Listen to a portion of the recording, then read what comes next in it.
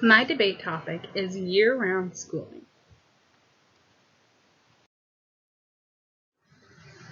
Now, with this debate, there is huge debate on whether year-round schooling is beneficial for students or if it's less beneficial than traditional schooling.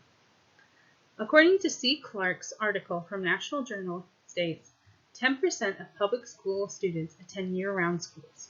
This averages out to be about 3,000 schools in the United States. Year-round schooling has been increasing over the years and used to be unpopular. Traditional schooling originally was created so that students could help harvest crops with their families when the U.S. was more of an agricultural society. Unfortunately, times have changed and society has changed. We no longer need students to stay at home and help with harvest because of our increase in knowledge and technology. There is a large and growing debate in today's society whether year-round schooling is beneficial for students or not. For those that argue that year-round schooling is beneficial, they argue with these 4 different arguments. It reduces learning loss over summer. It creates positive outcomes for students of poverty. It prevents teacher and student burnout and improves academic achievement of students. On the other hand, others argue that it costs way too much and it changes traditional family schedules. It's difficult for students to get involved in work, and it also reduces the impact of traditional summer programs. Before we continue our debate, we need to understand what year-round schooling is. Year-round schooling consists of 210 days versus the traditional 180 days of education time. It consists of a rotational time periods in and out of school. For this purpose, we are going to look at 40 days in school and 15 days off of school as our rotational calendar. As we can see on the visual here, we see the students go on for 45 days, and during each break, spring, winter, and fall, they are given 15 days off. They are given 3 days off for Thanksgiving break and 30 days off for summer break. Students are still given that summer break. It is just cut by 2 months. So for this purpose, we will use this form of year-round schooling versus traditional schooling.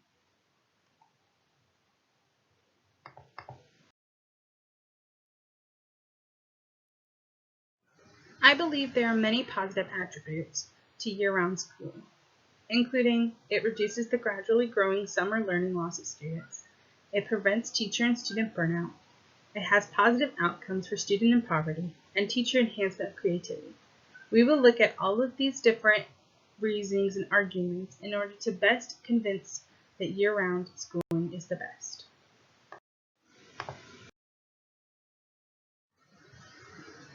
One of the main arguments for year-round schooling is that it helps decrease summer academic loss, which is when schools close for summer achievement, gaps increase, and students experience a decline in academic skills.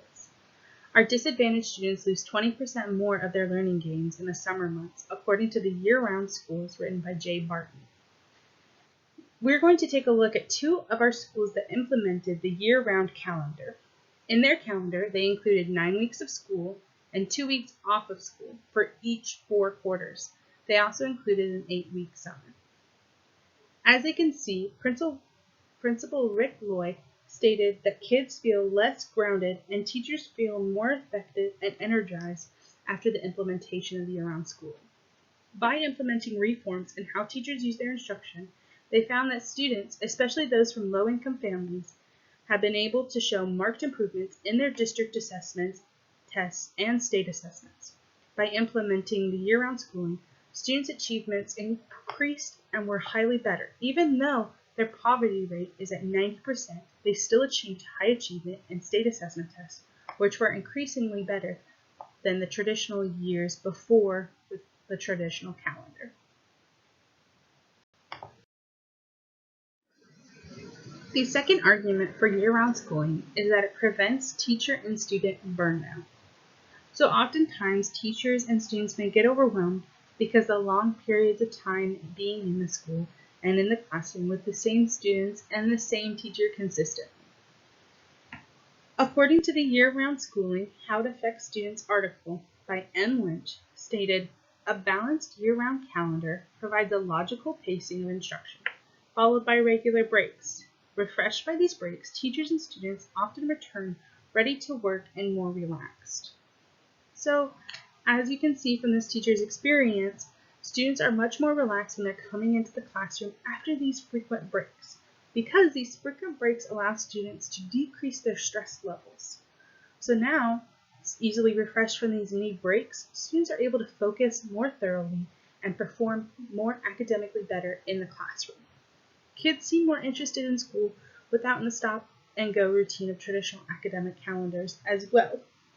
Students learn to pursue work intensively to regenerate during these short vacations and then work diligently again, a rhythm that's more similar to real-life careers and jobs than a traditional schooling would be. And this is less drastic on the students' schedules as well than a 3-month gap period. A 3-month gap period often regresses students, and when they come back to the classroom, they're not prepared to be able to sit back in a classroom, do their work, and behave properly. Now, since it is only a 1-month period, students don't lose that information and can still act appropriately in the classroom. Teachers are now getting paid all year in the school as well, instead of having to get a second job. This allows teachers to feel more relaxed and comfortable in their environment, knowing that they have a steady job throughout the entire year. Our third argument is that it helps students in poverty. Approximately 1 in 5 children in the United States live in poverty, according to the American Psychological Association. According to the U.S. Census Bureau, the official poverty rate in 2019 was 10.5. On the chart, we can see there was 34 million people in poverty in 2019. Students in poverty often rely on school for needs, including shelter, food, and safety. Especially during those summer months, students may not be getting those needs during those 3 months. That is why it is essential that year-round schooling is being used, so that during those months we can provide them with shelter, food, and safety. Students can get shelter of the school, 2 meals a day, and safety within the classroom. Students may also be receiving air conditioning in the classrooms that they may not be getting later on in the heat of the summer at home. This will help our students find safety in our schools and allow them to be safe within the summer months.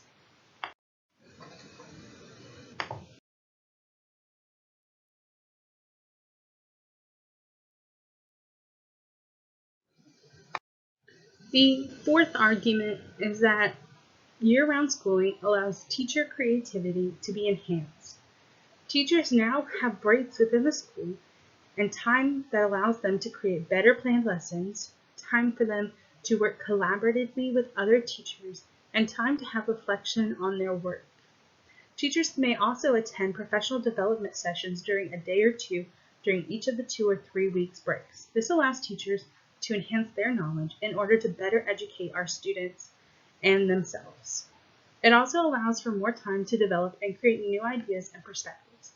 Teachers oftentimes don't have enough time in the traditional sense of schooling to be able to create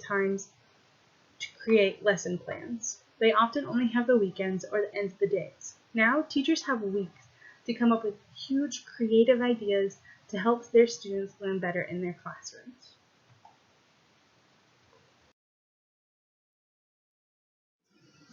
In conclusion, this year-round schooling will change our society as a whole. Not only will it change for future student careers, but also teachers who are in college currently. It'll have them be able to be better educators because they will have more opportunities to be creative and create amazing lesson plans. It'll also help our country put education first and students' academic needs first in our country.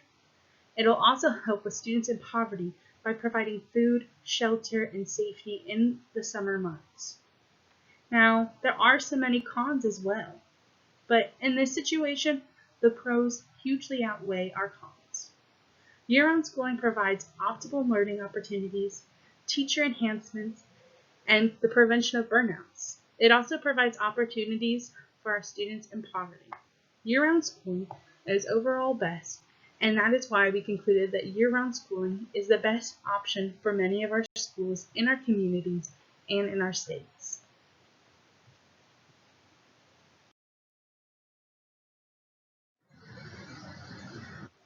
Here is the list of references that I have used during this debate argument that have helped come to the conclusion that year-round schooling is best.